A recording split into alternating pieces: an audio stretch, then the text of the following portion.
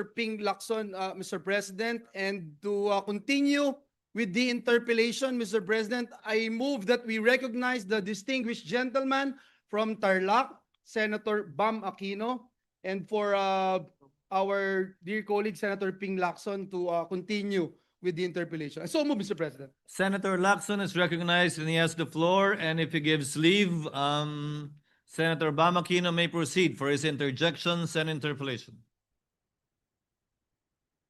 With the good gentleman from Cavite, yield to a few questions. Certainly to the father of the Pre-Tertiary Education Act, the distinguished gentleman from Tarlac. Maraming salamat, Mr. President.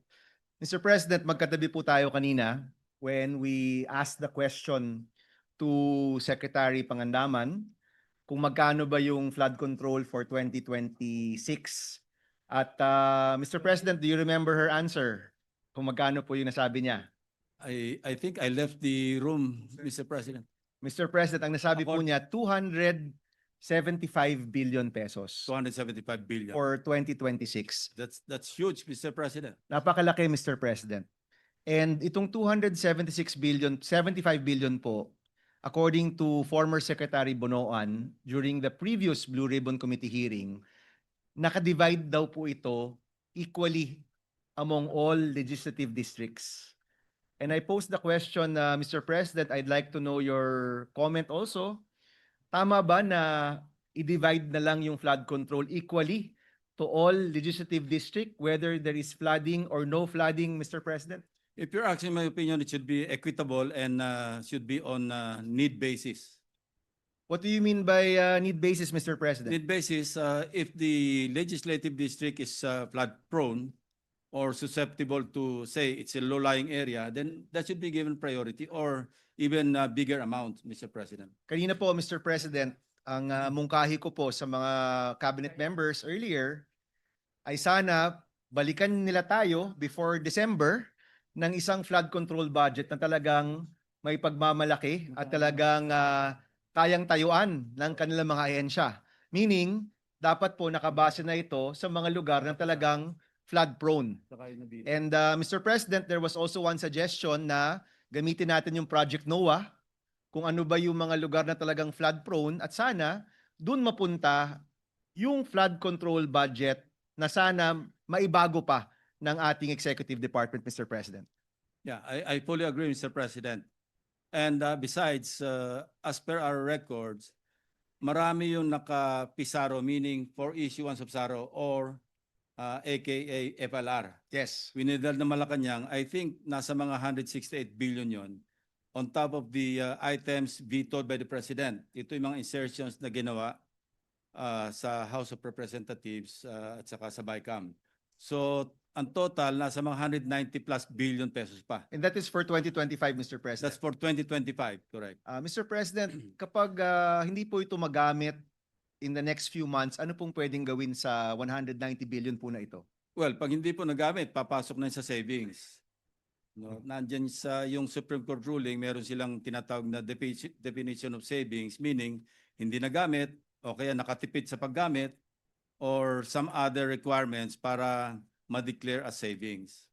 And Mr. President, it is the executive who can determine what projects need to be enhanced. Is that correct, Mr. President? That is correct, Mr. President. Or the President may pull out some appropriations under the unprogrammed fund, under the special purpose fund, to augment the budget of some items under the regular budget, So, kung kailangan. so Mr. President, merong 190 billion for 2025 na hindi pa nagagalaw. And Dahil naka for later release or what they call now as PISARO, and for issuance of SARO. And I'm sure, Mr. President, ngayon na merong flood control issue, magandang aralin talaga kung dapat ba talagang magamit ang perang yan dun sa lugar na nakalagay kung saan siya gagamitin, Mr. President. Well, as suggested by our own colleague here, the former DPWH Secretary, mas maganda meron talaga master plan. No? Dapat integrated, coordinated, at saka manggagaling sa scientifically based or science-based ang pagdetermine kung saan pwedeng dalhin yung mga budget for flood control projects. Yes, Mr. President, I'd like to remind the body and our colleagues here, back in 2017, nung una pong pinag-uusapan yung libreng kolehiyo, the good gentleman from Cavite found some budget, no, with Senator Legarda, who was the chairman at that time of Finance. May nahanap po kayo, 8 billion pesos. 8 billion, at yun po yung naging seed money natin para sa unang taon ng libreng kolehiyo. Do you remember that, Mr. I President? remember that, and that triggered the early passage of the Free Tertiary Education Act. Yes, Kasi Mr. meron President. ng budget for the succeeding year. All we needed to do was to pass the law. Yes, Mr. President. So, nagka-timing tayo dun, Mr. President. May alokasyon, napasa yung batas. Maybe, Mr. President, for this year, because we know that the needs for education are quite grave again, kung yung flood control budget po ay, if it will be amended or if it will be slashed, kung may makuha po tayong pondo doon, baka, Mr. President, like what we did before, we can reallocate these funds for education, Mr. President. Kung ako po yung tatanungin ninyo, I will agree with you, pero hindi naman ako siga-siga dito, Mr. President. So, 24 tayong siga, kausapin natin lahat. Yes, Mr. President. Our Chairman of Finance, Mr. President, is extremely supportive. At ito na po siguro yung aming unang pasabi sa mga kasama po natin. Kung mababago po ang flood control budget, mababawasan o mazizero, sana po mapunta yung budget na yan sa talagang pangailangan ng taong bayan, gaya ng edukasyon. I, for one, as a member of the Finance Committee, Mr. Chairman, and a member of this August body, I will support your proposal. Thank you, Mr. President. That's all, Mr. President. Maraming salamat po. Majority Mr. Leader. President, the next to interpolate, Mr. President, is the gentleman from Isabela and the Davao region, no other than Senator Raffy Tulfo. I move that he be recognized, Mr. President. Thank you, Mr. President. Senator Raffy Tulfo is recognized. First of all, I would like to commend Senator Ping Lacson dun sa ginawa niyang comprehensive research sa flood control. Kahanga-hanga nga at in-depth talaga at marami tayong natutunan because of that. Meron akong few questions kay Senator Ping. Senator Ping, kasi kanina medyo kinapos ako sa oras sa Blue Ribbon. Would you support na kailangan lahat ng mga contractors and DPWH officials, especially yung pinagdududahan na involved sa anomaly, na dapat makita natin yung kanilang ITR para pagbanggain natin yung kanilang mga possession tulad ng Diskaya na meron 28 luxury vehicles, kung yung ba'y babangga doon sa ITR na binabayaran nila. I agree, Mr. President. In fact, I was informed by the minority leader that she was already served the LOA by the BIR commissioner himself, Commissioner Lumagi. So that could start the ball rolling in an investigation to be conducted by the Bureau of Internal Revenue, no less. Pero kanina, Mr. President, I was informed by one of the personnel sa BIR, sabi ang bigyan lang daw ng LOA, letter of authority, ay yung company ni Diskaya. So ang gusto ko sana, mismong si Diskaya mismo, yung Diskaya mag-asawa, mabigyan ng LOA na para makapag-explain. And also, do you support, Mr. President, na hindi dapat abutin ng buwan o taon bago lumabas yung resulta ng LOA? Yes, I agree, Mr. President. I'm not privy to because it was just relayed to me by Senator Soto. Maybe he can share what he knows firsthand. And also, siguro, Mr. President, tulad sinabi ni Senator Soto kanina na nagustuhan ko ngayon dahil it happens na yung 28 luxury vehicles na binili ng mga Diskaya ay mula sa dalawang dealer mula sa dalawang car dealership na pasimuno sa smuggling ng mga sasakyan. In fact, yung dealership daw na yon ay involved doon sa pagpasok ng Bugatti na ako po yung nag-expose na hindi nakapagbayad ng tamang tax kaya nahila. So maybe doon sa 28 luxury vehicles baka mahila natin lahat yung baka hindi nagbayad ng tax yun. Anomalous na yung pagkaroon nila ng ganong karaming pera, pati ba naman doon sa pagbayad ng taxes sa mga sakyan, anomalous pa rin. So do you agree, Mr. President? Yes, Mr. President. By the way, I stand corrected and like to correct and put on record yung response ko kanina sa distinguished gentleman from Tarlac. Yung nabito ni Presidente, 26 billion. Ito yung program under the DPWH budget and another 168 billion under the unprogrammed. Yung Pizarro, malaki po ito, 757.3 billion pesos. So, ganun kalaki yung naiwan sa budget kasi naka-hinold na Malacanang ang release ng SARO. And last question, Mr. President. Sa records po ng DPWH, 103 contractors ang na-flag down nila na hindi tama yung ginagawa, meaning na blacklist. But out of those 103, isa lamang doon, Mr. President, ang sa flood control. Do you agree na dapat imbestigahan din ng DPWH bakit isa lang ang flood control doon na flag down na bilang tawag na blacklisted? Di ba dapat mas marami dapat doon ang flood control projects? Well, all I can say, Mr. President, is that the President made a very good choice in the person of Secretary Vince Dizon. And I think being an action man, he will initiate a comprehensive and extensive investigation on the anomalies involving flood control projects. In fact, I heard that he already ordered the submission of courtesy resignations of all the officials, undersecretaries and below. And that's, I think, a good start. And you did mention about Secretary Vince, Mr. President, and I do agree with you, Senator Lacson, of course, with the President of appointing him, because for me, he is the perfect person for that position. I only know him for a short time. It is a short stint bilang Secretary ng Public Services, me bilang Chairman ng Public Services. He's done a lot. Marami po siya mga nagawa, mabusisi siya.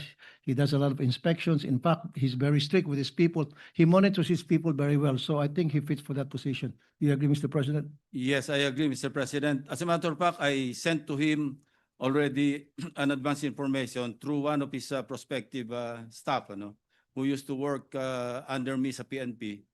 I gave him the information on at least 2 district engineers, and a minor functionary sa Bulacan who are big-time gamblers in one of the casinos here.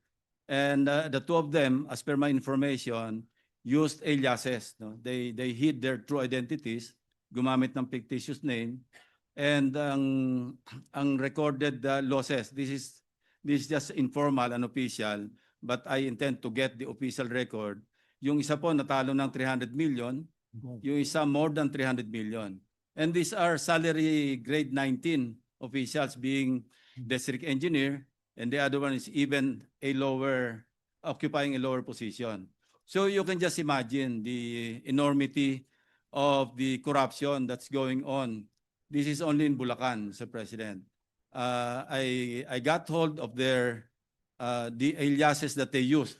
So it will be easier for the concerned authorities to really identify or get all the records of their winnings and losses. And it's very easy, Mr. President, kasi all we need to do is call the attention of Soler, Okada, and all other casinos para makita yung labas-pasok nitong mga nagsusugal ng mga DPWH officials, Mr. President. Yeah, that's what I did, Mr. President. I already wrote Chairman Altenco to coordinate or direct the different casinos to provide the information.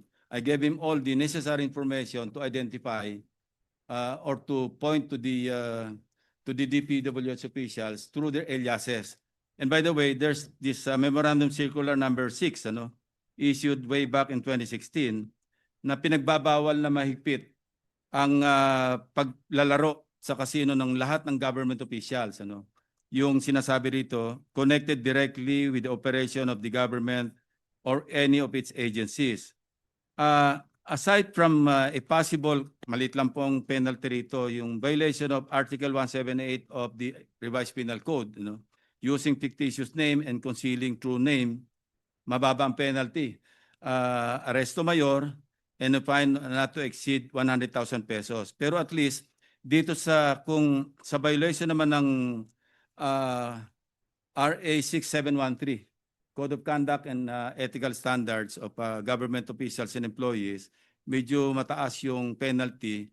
Abot siya ng hanggang 5 years imprisonment, and ang fine nasa mga 5,000. And perpetual disqualification.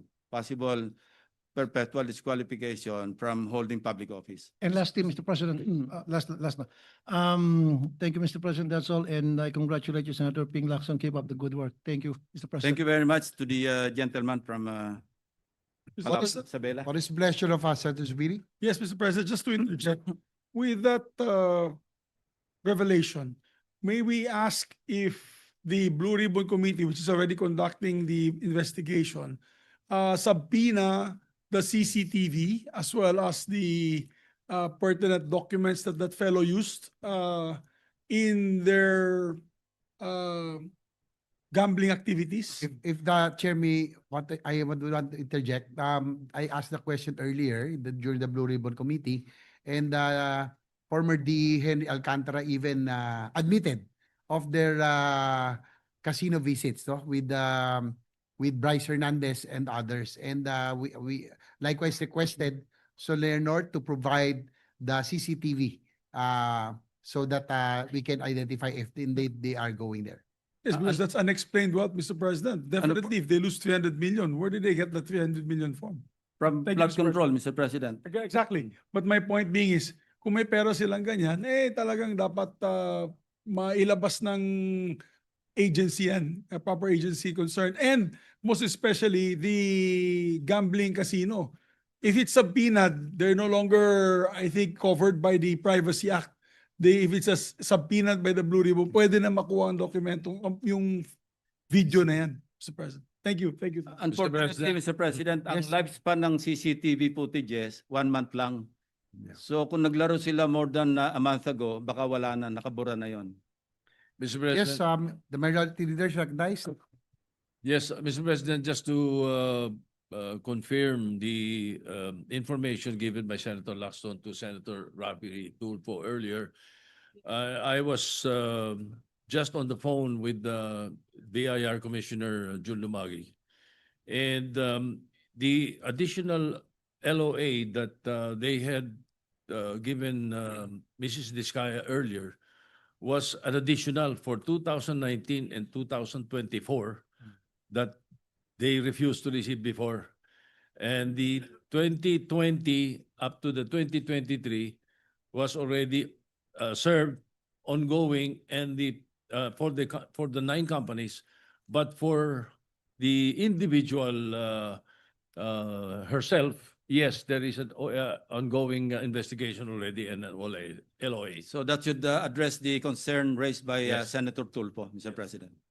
Thank you. Mr. President, next to interpolate is the gentleman from Nueva Ecija and Camarines Norte, Senator Robin Hood Padilla. I move that he be recognized, Mr. President. Senator Robin Hood Padilla is recognized. Maraming salamat po, Ginoong Pangulo, at sa ating pinunong mayorya. Meron lang po ako mga konting katanungan. Willingly to the distinguished gentleman who played my role sa 10,000 hours. Isang karangalan po at nakapagbigay po sa akin ng Grand Slam. Naniniwala po ba kayo, Ginoong Pangulo, na ang AFP sa ngayon ang may pinakamataas na trust rating, ang Armed Forces of the Philippines po? I have no personal knowledge, but if you say so, Mr. President, I believe you. Opo. Bilang kayo po ay dati na nasa Philippine Military Academy at kayo po ay nagserbisyo sa bayan, naniniwala din po ba kayo na isa sa pinakamatapat ang ating Armed Forces of the Philippines? Tama po yon. Kasi yung kanilang oath, sinabi nila talaga, ipagtatanggol nila ang watawat ng ating bansa at ating mga mamamayan. Bilang ako po ang gumanap ng inyong buhay sa 10,000 hours, pinagmamalaki ko po na dito ko po nakita sa AFP na sila po ay pwedeng pagkatiwalaan. Ito pong nangyayari ngayon sa flood control, naniniwala po ba kayo na kaya pang baguhin ang DPWH? Kaya po. Especially na na-appoint si Secretary Vince Dizon, I think you will agree with me na isa siyang action man at talagang pwedeng pagkatiwalaan sa isang maselan na posisyon bilang Secretary ng DPWH. Opo. Marami pong mga kababayan natin ito po talagang majority ay galit na galit po sa nangyayari na baha, sa mga dilubyo po nila na nararanasan. Sa tingin po ba ninyo ay may tiwala pa sila sa DPWH? Sana po manumbalik ang kanilang pagtitiwala sa DPWH. Anyway, iba na po yung liderato at hindi ko naman po hinuhusgahan yung dating sekretaryo o dating kalihim na Secretary Bonoan. Pero ang sinasabi ko lang dahil hindi ko naman siya kilala at kilala ko si Secretary Vince Dizon, malaki pong aking pag-asa na manunumbalik ang pagtitiwala ng ating mga mamamayan sa DPWH. Opo. Ito naman pong akin po ay isang suggestion lang po ito. Kayo din po ang makakapagbigay liwanag sa amin bilang ito po ay out of the box po ito, aking mungkahi.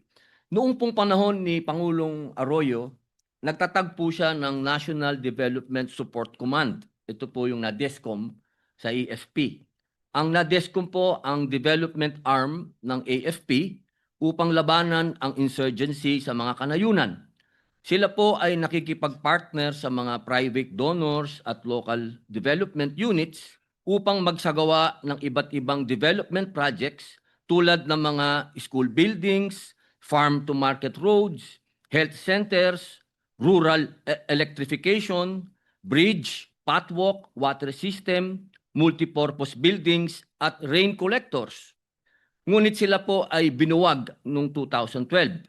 Tinataya po na 1,800 development projects po ang natapos nila mula noong sila po ay maitatag.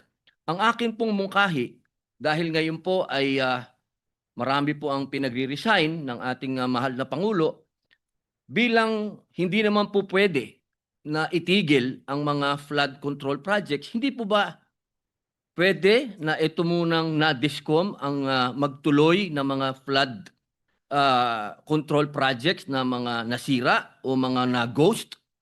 Sa palagay po ba ninyo, pwede natin silang pagkatiwalaan? Totoo po yun at pwede natin imangkahi sa Pangulo ng Pilipinas sa mag-issue uli ng executive order para mabuo uli yung sinasabi niyong NADESCOM. In fact, meron tayong engineering brigade, no? Capable naman po sila na magsagawa ng mga development projects, infrastructure projects, school buildings, even roads, ano? Kaya nila 'yan. So maganda po yung inyong mungkahi at sana makarating ito sa palasyo at magawa ng karampatang aksyon. Tama-tama, meron tayong ongoing na budget deliberation. Baka pwede nating kung magkakaroon ng basihan sa pamamagitan ng isang executive fiat, pwede tayong sigurong mag-realign ng budgets papunta sa DND or AFP nang sa ganon mapondohan yung inyong minumungkahi na pagbuo muli o pag-revive ng NADESCOM. Yun lang po, mahal naming tagapangulo, sapagkat sa akin pong paniwala, matagal po ito sigurong adjustment natin dahil marami nga pong pinagre-resign, baka maantala po yung mga proyekto na flood control. Mainam po sana ipagkatiwala muna po natin sa AFP dahil sila po ang pinagkakatiwalaan ng ating taong bayan. Maraming salamat. Maraming salamat po. Alam nyo, yung mga out of the box, minsan mas kapapakinabang pa kaysa sa yung mga common o yung regular na mga proposals. Maraming salamat po sa ginoong distinguished gentleman from Nueva Ecija. Salamat po. Yes, I believe Senator Gatchalian is next. Senator Gatchalian is recognized.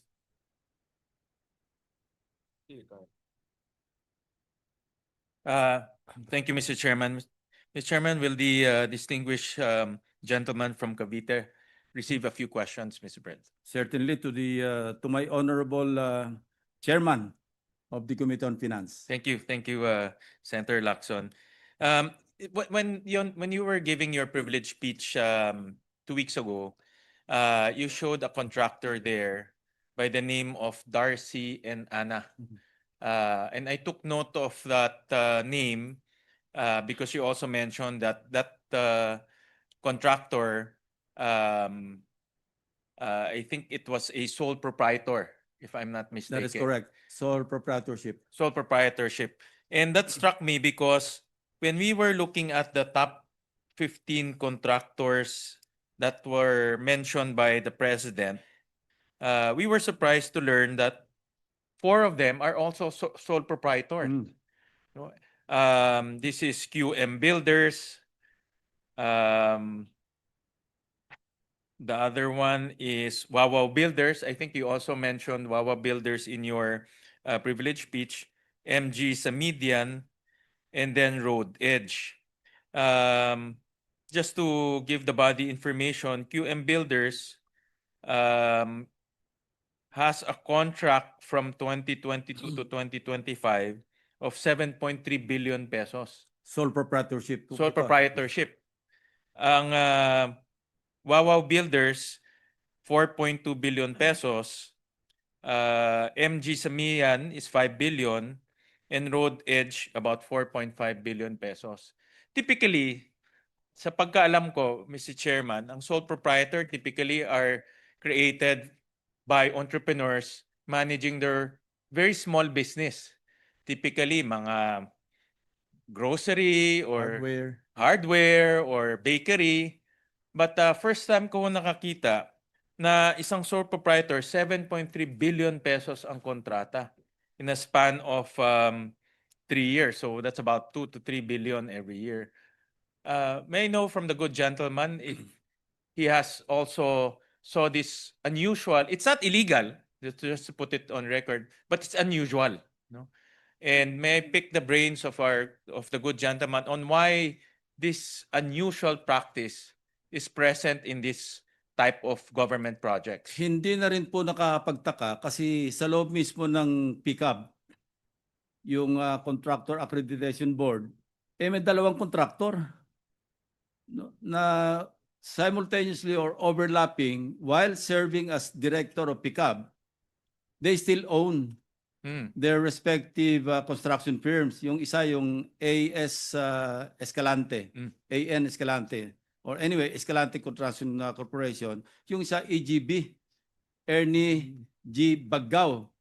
And then when I called out, called the attention of the board, di ba nag-deny agad sila ng possible shenanigans inside the board.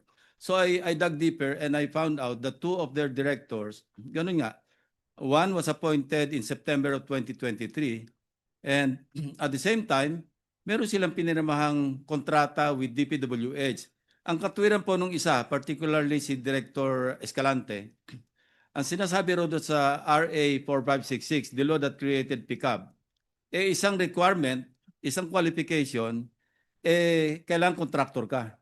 And I don't dispute that. Parang this is akin to the qualification to be a judge, dapat lawyer ka.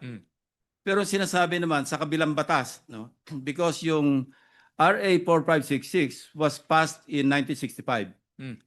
Yung RA 6713 was passed in 1989.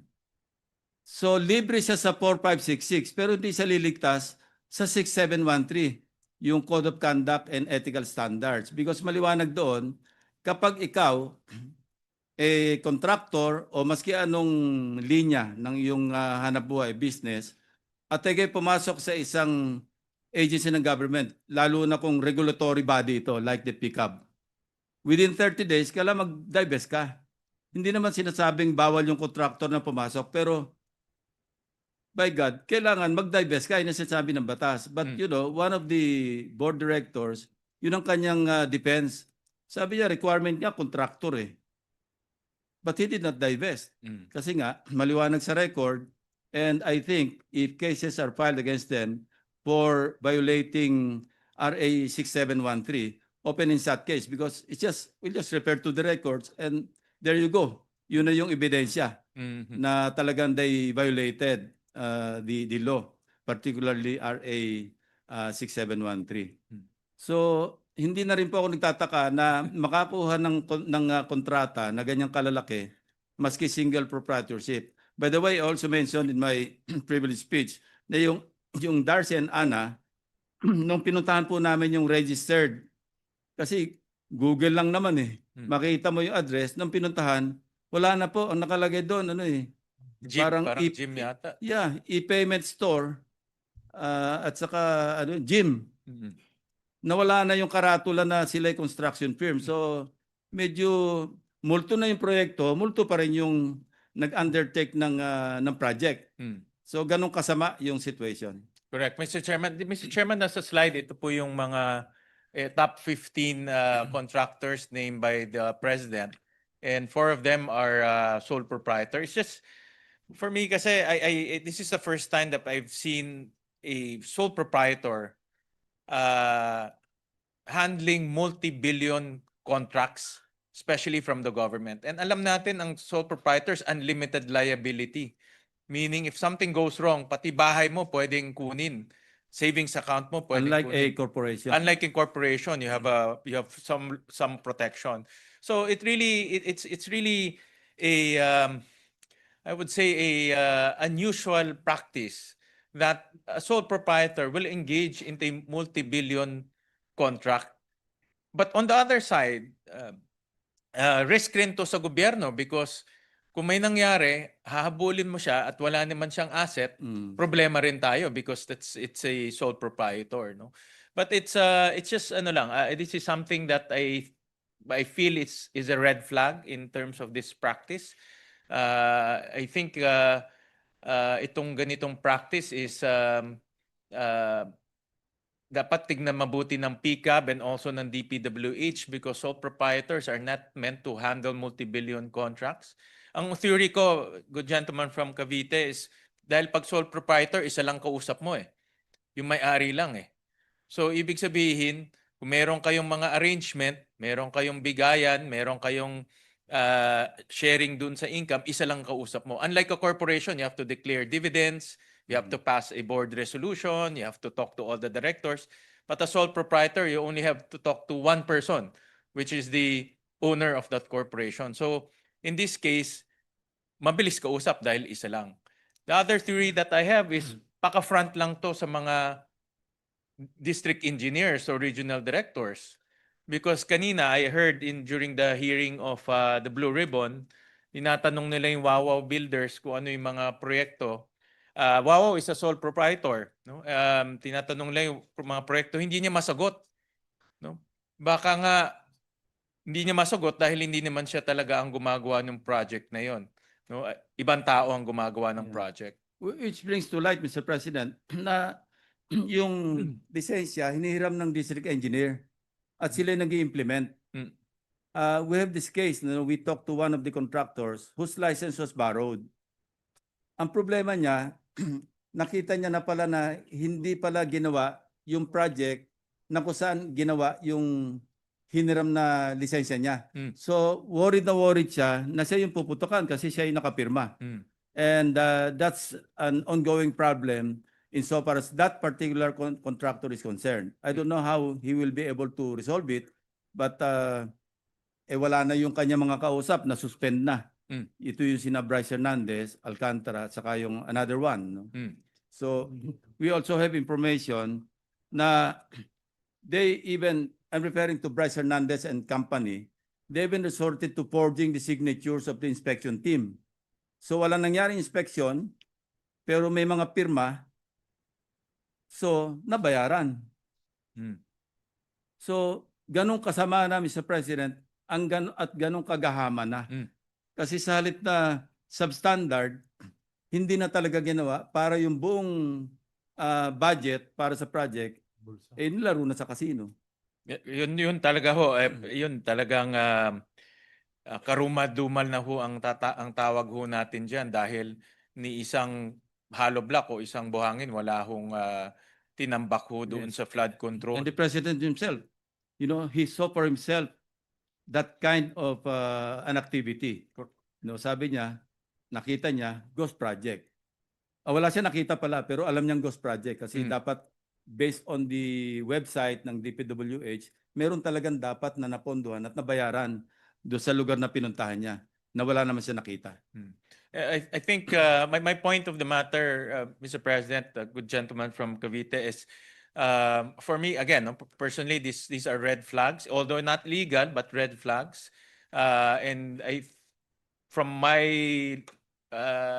experience in the private sector and also in the government sector, this type of sole proprietor bidding for multi-billion projects are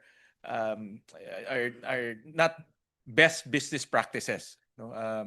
Normally, businessmen will not risk their house and their savings account to go into business. Normally, they would want to have certain level of protection so that they will not put their own personal asset at risk. And these are just red flags that the Blue Ribbon Committee should look at. Although honestly, we're still doing a lot more analysis on this. But I just want to bring this out to the good gentleman, since he also brought out a contractor who is also a sole proprietor. And thank you for bringing this out, Mr. President, gentleman, the honorable gentleman from Valenzuela. This has brought to life kung ano talagang extent ng mga anomalya.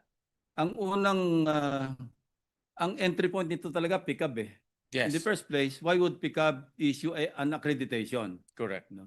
And then, how would pickup renew their licenses? Kasi every year they have to renew their license eh. Mm. So nandun yung unang anomalya. Mm. Pangalawa na lang yung sa DPWH. Correct. So we really have a big problem, Yeah. Mr. President. At nasabi niyo kanina itong si Escalante and the other director, I was just comparing this with ERC, who's a regulator. Requirement rin doon, experience in energy. So kukuha ka from someone from the energy sector, pero hindi ibig sabihin that that commissioner can do business with government. No, Mr. President. So it's really it's a plain and simple conflict of interest. Sabi ko nga, Mr. President, yung katwiran ni board member or board director Escalante, parang kahalintulad ng yung huwes bago ma-appoint, kailangan abogado. Pero hindi ibig sabihin na pwede siya mag-practice pa rin maski huwes na siya. Pwede pa rin siya merong law firm na huwes pa siya. Kailangan mag-divest siya or tumigil siya ng pagpa-practice ng law. Correct. Ganun po yung analogy eh. Kung susundan natin yung pangangatwiran ni Director Escalante, yun. Sabi niya, ang requirement daw, contractor eh. Yeah. Ang requirement pagiging huwes, abogado eh. At the very least, Your Honor, is out of delicadeza, wag ka na magnegosyo with government. You can do private contracting, let's say sa mga private developers or other developers, at the very least out of Basta wala lang conflict of interest, Mr. President. Oh, I think batin delicadeza ho is Mas importante. pero hindi Pero kung konting tao may delikadesa, Mr. sa President. corruption ho walang delicadeza. Lalo na, Mr. President. Oo, sa corruption ho, garapalan ho ang pinapairal ho doon. Thank you to the gentleman from Cavite. Thank you for enlightening us with what's happening in government, and I fully support his advocacy and crusade to weed out DPWH of these corrupt syndicates. Maraming salamat po. Thank you very much for your intervention, Your Honor. Majority Leader. Yes, Mr. President. Mr. President, if I may just interject also, Mr. President, with regard to the issue on PICAB issuing licenses and renewing licenses, Mr. President. If I may ask the good gentleman from Cavite, who diligently worked hard and did a lot of research on this particular matter. In today's hearing, Mr. President, Your Honor, this representation asked the board members, the chairman himself, Dr. Pericles Dakay, whether or not the 3 members of the board of PICAB actually are not only contractors or officers or owners of companies. I asked, Mr. President, if they have government contracts with DPWH and LGUs. And the chairman answered and said yes in the affirmative, and he even mentioned, Mr. President, that even the 2 board members, namely Engineer Bagao and Engineer Escalante, ay pareho daw po nag-sign ng kontrata. That is correct.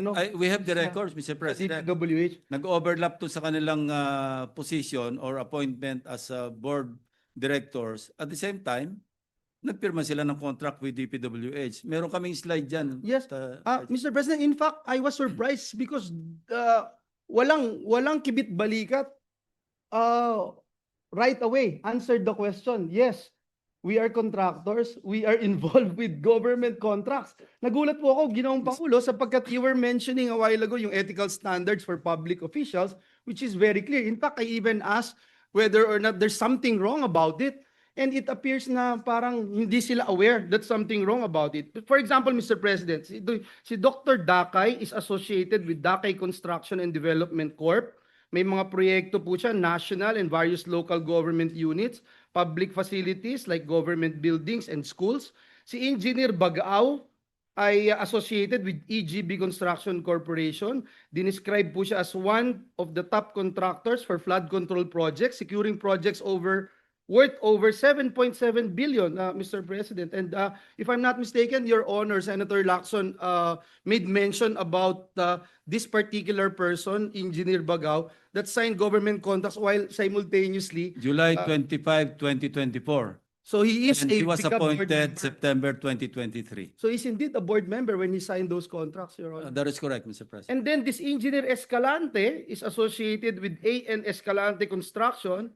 And allegedly, again, he signed a contract with DPWH on behalf of his company in May 2022, again, while already a pickup board director. Mr. President, let me fast forward. What can we do about this, Mr. President? Should DTI do something about this? Of course, in the course of our investigation here in the Senate, the committee will recommend the filing of charges against this board members. Even without the Senate recommendation, DTI or SIAP or SIAP, should file charges file. kasi SIAP, implementing board na SIAP yung PCAB eh. Yes. Yung Construction Industry Authority of the Philippines, which is under DTI. Even without a recommendation, sabi ko, this is an open and shut case. No? And they cannot feign ignorance because basic naman yan, ignorance of the law excuses no one. Exactly. Thank you, Mr. President. I think it's crystal clear that there's conflict of interest. In fact, I will go further sana, Mr. President, kasi yung EGB, for example, na related doon kay Engineer Bagao, may dalawang different pickup ratings. Di ko alam kung pwede ho yun na dalawa yung pickup ratings niya. And I don't know why this is ongoing. In fact, Mr. President, I even asked further as to whether or not they are looking into the possibility of lending or renting their licenses. I remember si Senator Risa also raised that, and they themselves agree na it's ongoing. Si Secretary Bonoan, dating Secretary Bonoan, also admitted, Mr. President, that it's happening. And yung pick-up din, sinasabi nila, it's happening. So sabi ko, ano ba yung ginagawa po ninyo tungkol dito? And they themselves are aware na, for example, in the case of the Diskaya group of companies na nakakuha po ng 31 billion pesos for the past 3 years, 2022 to 2025, na mga proyekto, nawawala na po yung ibang kumpanya, magtatayo lang po silang ibang kumpanya, and papayagan din po nila, Mr. President. So, what can we do nagkakaalaman about- kasi, Mr. President, sabi ko nga during the interpellation of the Minority Leader, Senator Soto, di ba accreditation for sale na itinatanggi nila, sa halip na tingnan nila, outright, denial kaagad. Kaya nga nakakapikon, Mr. President, and that drove me to dig more deeply into some shenanigans inside the pickup. So yun ang natuklasan namin, ayan no. Kasi nag-ingat pa nga kami, sabi ko tingnan nyo mabuti, baka kapangalan, although hindi naman pangkaraniwan yung Ernie G. Baggao, sabi ko compare nyo yung signatures, parehong-pareho. So walang duda, and ito yung kay Escalante, ganun din. No, while serving as a director, nagpipirma naman ng kontrata with DPWH. Mr. President, perhaps that explains everything. Diyan po nagsimula. We're not saying na sila lang yung may sala at dapat talagang pagtuunan ng pansin ito. Last but not the least, Mr. President, because everything we're doing here is in aid of legislation, may we know from the good gentleman from Cavite on how we can address the problem of license renting.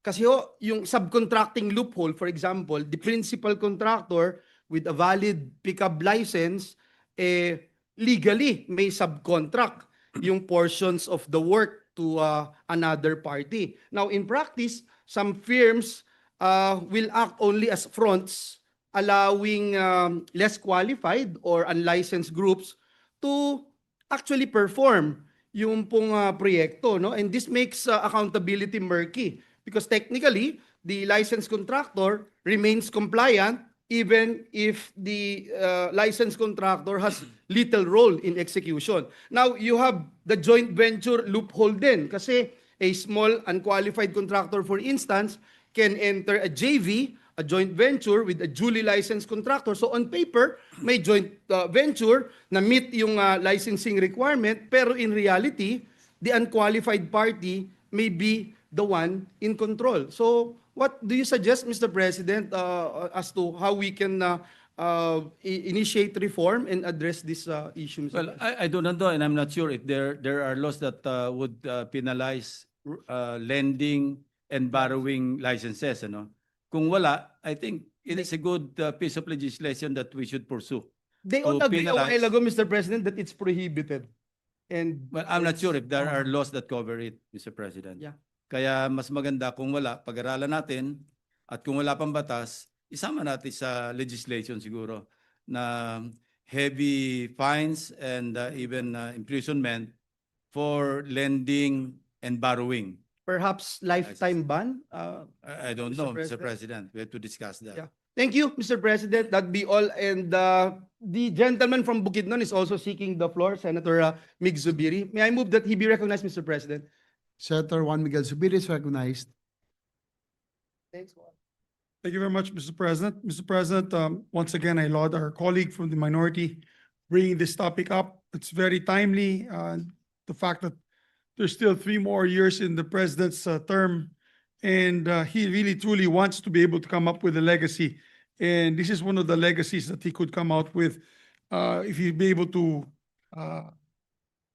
dismantle the syndicates that are within the DPWH. But it just boggles the mind, Mr. President, and I'd like to ask my colleagues, it boggles the mind why or how ghost projects can even be done, knowing the fact that if the procedure is at the end of the project, usually may turnover po yun, di ba po, Mr. President, may turnover po yan sa barangay. So the barangay chairman has to sign. Kasi yung mga barangay chairman ko dun sa Bukidnon, pag hindi kompleto yung project, hindi nila pinipirmahan. So hindi po siya completed, Mr. President. So is that correct to say? Is that a correct assumption that it has to go through several checks before the actual project can be called completed, Your Honor, Mr. President? Yes, merong inspection team, Mr. President. Kailangan may mag-sign off, no? And these are not just 1 or 2 persons, ano? Several officials, I think 5 ang pipirma. Accountants, yung sabi nga ni Minority Leader Tito Soto, district engineer, pwede yung assistant district engineer, may accountant, head ng inspection team. Pagka may collusion, lahat pipirma yon. Sabi ko nga, meron pang experience na at least 5 projects in Bulacan, forged yung signature ng inspection team. So that's another offense, Mr. President. Para makubra yung bayad, nag-forge na ng signatures. So they're claiming that it was forged, or was it a According to our falsification of- information, and we're trying to get the documents, Mr. President. Well, that's usually that's what they say pag nahuli sila, forge yung signature nila. Pero baka naman totoong Meron napirmahan tayo po mga nila. specimen signature experts, Mr. President. Hindi sila lulusot. Pag sinabi lang pinorge ang signature, pero totoo nilang signature, how could they escape that, Mr. President? Yes, Mr. President. So there are several, as I said, as you also mentioned, there are several laws that have been possibly violated. Of course, the Graft and Corrupt Practices Act, pati yung falsification of public documents, if indeed that they forge the documents, and also possibly estafa, Mr. President, because yung criminal, kasi I consider it already with criminal intent. If they're going to come up with a ghost project and then they fool everyone else utilizing government funds, wouldn't that be considered estafa as well, Yes, Mr. President, I was informed by a retired Supreme Court Chief Justice, na mayroong jurisprudence. Sabi niya, ang advice niya, wag na kayo mag-file ng plunder kasi abutin kayo ng siyam-siyam, 10 taon at least, bago ma-prove. There's an existing or parang leading case na kung saan 8.8 million lang yung threshold. Hindi ko pa pinapaaral ko sa staff ko yung kung ano yung mga predicate crimes, that would constitute a penalty of reclusion perpetua, meaning capital offense, capital punishment, no bail. So instead of filing plunder or violation of RA 7080, we're now conducting research on that particular information that I got from a retired Chief Justice of the Supreme Yes. Court. Thank you, Mr. President. Our colleague is right because syndicated estafa is, and there are lawyers in front of me here, syndicated estafa is a non-bailable Correct. offense because it was done by persons of authority. And if these were done by people of the DPWH, they were persons of authority, knowing fully well that they were doing criminal intent, there was criminal activity. So kaya talagang piko ng taong bayan dahil hindi lamang ninakaw yung pera, kundi wala pang project. Iba po yung nagawa yung project at nagkuha ng kickback. Ito talagang wala, zero. Kaya doon kanina sa hearing, yung kay Wawaw Builders, nagulat po ako na wala talaga siyang masabi. Hindi nga niya alam kung ilan po yung proyekto niya. Hindi niya alam kung nasaan yung proyekto niya. Eh, baka front lang po yan. Would the gentleman agree that it's possible that he could have been a front for either someone from the DPWH or a very powerful politician? One of the ghost projects that I pointed out in my privilege speech, gawa ng Wawaw Builders Correct. Ginawa, pero hindi ginawa. The following year, iba na yung contractor. Tapos iniba yung description. Sa halip na slope protection or whatever description it was, dinagdagan pa ng pumping station. But my team was able to locate the exact project where the original project was supposed to have been constructed. Pareho ng grid coordinates na nakuha from the Sumbong sa Pangulo website as well as sa DPWH website. So hindi pwede magkamali, Mr. President. So pinatungan ng ibang proyekto para pagtakpan yung ghost project. So hanggang ngayon, nandun pa yung equipment noong para sa pumping station. Ayan, yan yun na, Mr. President. My God. Yun yung nakita. Yun yung hindi makita na nakita. At alam mo, Mr. President, I'd also like to ask our distinguished colleague, paano naman po yung mga substandard projects? Lagyan naman natin liability ng contractor sa substandard projects. Kaninang umaga po, kahapon yata, nahulog yung bubong dun sa Albay, sa probinsya ng, napaka-notorious ng probinsya ng aking nanay. Sa Albay, kaninang umaga, nahulog yung covered court sa ulo ng mga estudyante dahil sa bigat daw ng ulan because they used trapal and siyempre napondohan yung ng tubig ang trapal at nahulog. It's all over social media. It was in the news today. And the cost of that project was park development, 98 million pesos. Obviously, ang ginamit siguro nila, mga tubong mga maninipis at kaya nung umulan na malakas ay nahulugan po yung mga batang nag-training yata na for a school affair. They were practicing their dance moves there. And going to that, can we not charge the substandard contracts and contractors with estafa as well? Kasi, I think we can, Mr. yes, President. Mr. President. O kasi ano po, Mr. President, obviously they say, this is the standard, pero yung kabilya, imbis na ganito kakapal, kasing kapal ng sigarilyo, and all that, yung nangyari po, Mr. President, na dun sa amin din, sa bayan ng nanay ko, na pagguho po ng flood control dam ay puro coco lumber lang po yung sa loob, tsaka bato, and semento na parang hinaplas lang dun sa taas. That alone, being substandard, Mr. President, I'd like to ask my distinguished colleague, would that be considered, first of all, substandard? Well, if it's substandard, then it's substandard, Mr. Yeah. President. Kasi may standard po sila, di ba? How Yes. to build in per square That inch is correct, meter. Mr. President. So, Pero, Mr. sabi President, ko, I do not wish to mention the name of God in vain. Pero ito nangyayari ngayon, parang siguro nagalit na yung God, nagsunod-sunod si Crising, si Dante, si Emong, para lumabas itong lahat ng issue na ito. Imagine, Siya pang nagano. parang yung intervention ng nature naging kasangkapan para mailabas yung yung grid, ano? Yes. Yung bagyo ng grid ng ilang mga opisyalis ng government. Yes, I agree with you. Mr. President, God works in mysterious ways. And I think that was God's way of saying, of course, I said, like you said, we don't want to use God's name in vain. Pero that's God's way of saying na, uy, bulaga, tignan nyo to. Itong pangyayari dito, makita ninyo na substandard itong mga projects na ito. So I have so many other topics to discuss with the good gentleman, Mr. President, but I just want to, first of all, thank once again the good gentleman, but also I am with him in seeking the source of the funding. So I think if we do not find out the source of the funding, kung sino talaga ang pumondo nito, hindi po gagalaw itong mga opisyalis, I think, Mr. President, kung wala mga source of funding yan or the initiators of the fund. Until and when these names will come out, like for example, here in the Senate, Mr. President, that the good Chairman Sherwin, break out the list. We'll May defend the usapan na list. po kami. May usapan na po kayo. Tanungin po lang natin kung bakit umusbong sa isang ahensya, willing siya i-divulge kung sino yung Opo. nag-amend yung proponent.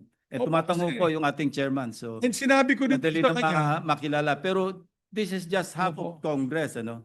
half It's of just the upper Congress. house. Yes. So I just hope yung lower house will follow suit. Follow suit. But we lead by example, Mr. President. And I thank the good gentleman for proposing that. As a matter of fact, nag-usap din po kami kanina ni Senator Sherwin. Kung may mga amendments po ako na mismo, sabi ko sa kanya, hindi ko mabanggit yung ibang mga kasamahan ko. Pero if I have an amendment, for example, in my province for the completion of my airport, then I will stand up here. I'm willing to stand up, get the RDC approval, get the local government approval, get the approval of the agency, and defend it here. That's how it should be, Mr. President. And to And go then- further, Mr. President, ikaw na rin daw maghanap kung saan babawasin. Opo. With the help of the chairman, Mr. President. Pero yun ang mahalaga. Dapat sabi ko nga, Kasi sabi sa akin yung ating chairman, wag naman dagdag ng dagdag.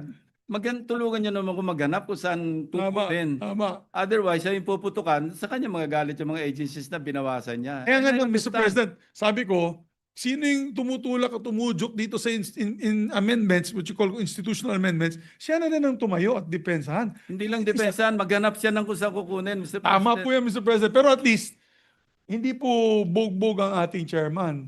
And that's how it should be. Sabi ko nga, we should be able to defend in Luneta the amendments. For example, if my barangay needs a hanging bridge because alam mo, bundok po kami, I will defend it here. And I will seek the floor and I will be open to interpellation. And I think that is the proper way, Mr. President. So, That's very commendable, Mr. President. thank you. So I already mentioned to the good senator, whatever amendments that I'll be making, I'll be presenting to the body in future date. So may amendment na po kayo sa 2026 para sa Bukidnon? Marami po, Mr. President. Di naman. Pero walang flood control. These are all, for example, classroom buildings. We have barangays that have no classroom, high schools, Your Honor. So baka yun mga i-propose ko po. Well, I remember this happened to us, Mr. President. When I was still here, di ba sabi nyo, pwede ba ito, Senping, dahil ito may RDC approval naman ito. And I said, I have no problem with that because yan nga kailangan yun ang gagaling sa RDC because during the Finance Committee DBCC hearing kanina, napansin ko na naman yung Local Development Council na inadapt sa NEP, 19.9%. Balik na naman tayo doon sa parang nababaliwala yung local development plans, ano? Yes. Na dapat nandun yung bulk, at least man lang, increase natin sa 30-40%. Yes. Kasi di ba pinaghihirapan nila Yes. magbuo ng local development plan. Bakit Yes, pagdating sa, and we took this up with the DBM team na nakausap namin, Opo. bakit salisi yung submission ng mga regional development councils? Nagsasabit sila mga bandang October. Yes. Tapos na yung budget call. Yung budget call daw nag-i-start as early as January. Yes. Sabi ko baka pwede i-catch up natin yung kanilang regional development council plans, ano, Yes. from all over the country. tapusin nila ng say end of December, isubmit nila para pasok sa budget call, mapag-aralan. Hindi yung parang the Imperial Manila, as they call it, yung mga taga-probinsya, magsasubmit yung pero late na. Wala na silang pagsasabitan. Tapos na yung budget call, may NEP na eh. Yes. After the SONA, within 30 days, nandyan na yung National Expenditure Program. Saan pa na magagamit yung kanilang regional development plans or local development plans? Yes. So, and they're trying to catch up daw to synchronize yung output ng mga regional development council plans na sinabit doon sa budget call. Actually, Mr. President, the members of the House of Representatives, I don't know if I should be saying this, but I know many of them already submitted their projects to the NEP. Yun nga na-discover ng ating chairman, Mr. President. Opo. Iba-ibang barangay, pare-pareho na naman yung Opo. appropriations. So sabi ko, Under malamang the yan, LIT. malamang yan, hindi, yung dati yun, yung BLIP, Local- various local infrastructure Yes, yes, projects. yes. Ngayon, naging BIP, Oh. various infrastructure, na iba yung nomenclature, pero Oo. same banana. Oh. Iba, same dog, iba lang yung collar.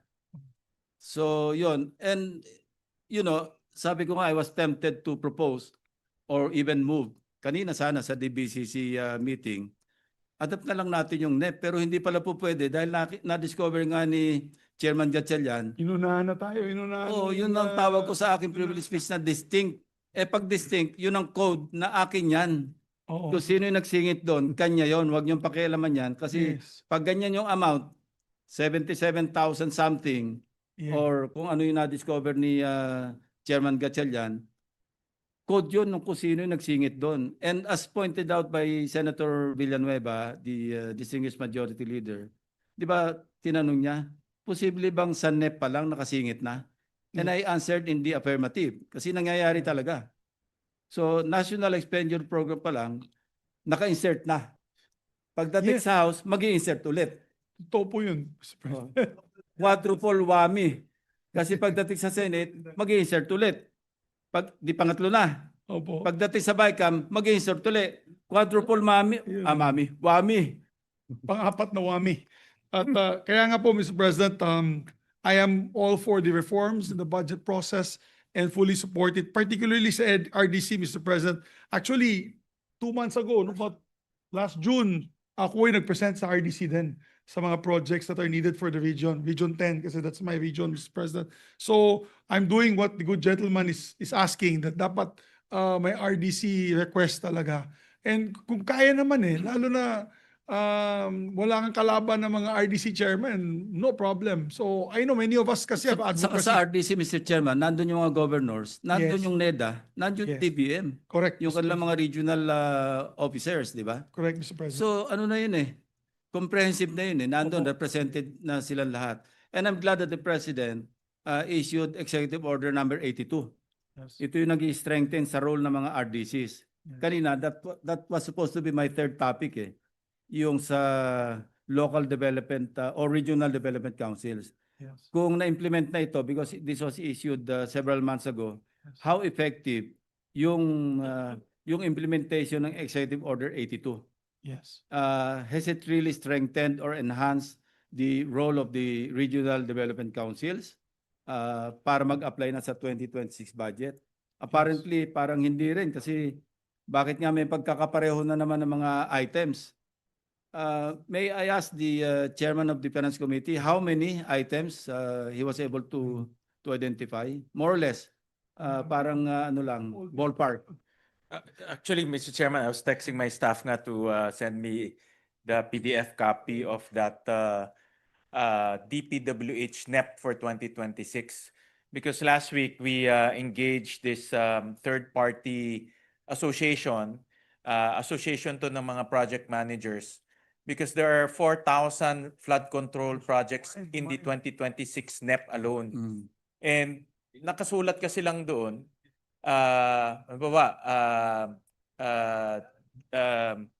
flood control wall. Tapos mayroong barangay, tapos may municipality, may province, pero hindi mo alam kung saan. So Walang stationing. walang stationing. So we had to engage engineers to help us with the technical side. Pero while reviewing it, nakita namin meron mga 10 million, same barangay, same municipality, package 1, package 2, package 3, package 4. Tapos may mga the same amount. Actually, I told my staff to screenshot it para mapakita ko lang. But maraming kaming na-notice na ganun while reviewing it. Thank you, Mr. President. So thank you, Mr. President. Mabuhay po si Senator Lacson, and I'm happy that this discussion is taking place. The reforms are being done, and we thank the President of the Republic of the Philippines for putting this front and center. And sana po hindi maging ninas kugon ito at tuloy-tuloy na po ang reforma. Ay nakita naman po natin nangyayari sa Indonesia po na yun. Sinusunog yung mga bahay ng parliamentarians dahil binigyan ng allowance na $3,000 worth a month for housing. Ay, nagalit yung tao doon at then Indonesia is burning through the riots. And I hope it doesn't reach, that effect would reach here in the Philippines unless we do it right. If we don't do it right, Mr. President, I'm worried that the same thing will happen to us here. So, maraming salamat, Mr. President. To give Maraming credit salamat. where credit is due, Mr. President, I would like to echo the magic words of the President, mahiya naman kayo. That triggered everything, Mr. President, actually. Majority Leader. Yes, Mr. President, the Deputy Minority Leader is also seeking the floor. I move that she be recognized. Senator Risa Ontiveros. Our Deputy Minority Leader, Senator Ontiveros, is recognized.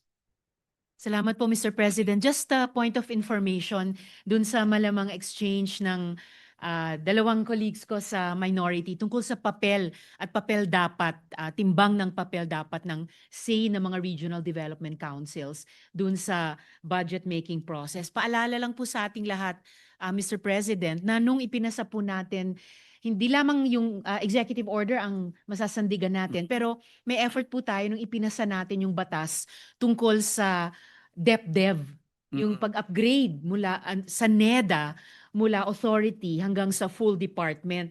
Dahil meron pong, chinecheck ko lang po kung nag-survive nga sa BICAM, meron pong sinubukang ipasok na amendment by this representation, pinanukala ko po, Mr. President, and salamat muli sa colleague ko ngayon sa minority, tinanggap po noon ni Chair Sponsor Mig Zubiri, yung amendment na yung Executive Secretary together with the DepDev Secretary would be annually convening the RDC chairs, mostly governors gaya ng sinabi ng good gentleman from Cavite, and together they would endorse RDC projects to the DBM. So paalala lang po, Mr. President, kung institutionally, paano natin binibigyan ng halaga at timbang ang say ng mga RDCs sa budget-making process. Salamat po, Mr. President. Thank you for the point of information. Thank you. Thank you, Senator Ontiveros, Majority Leader.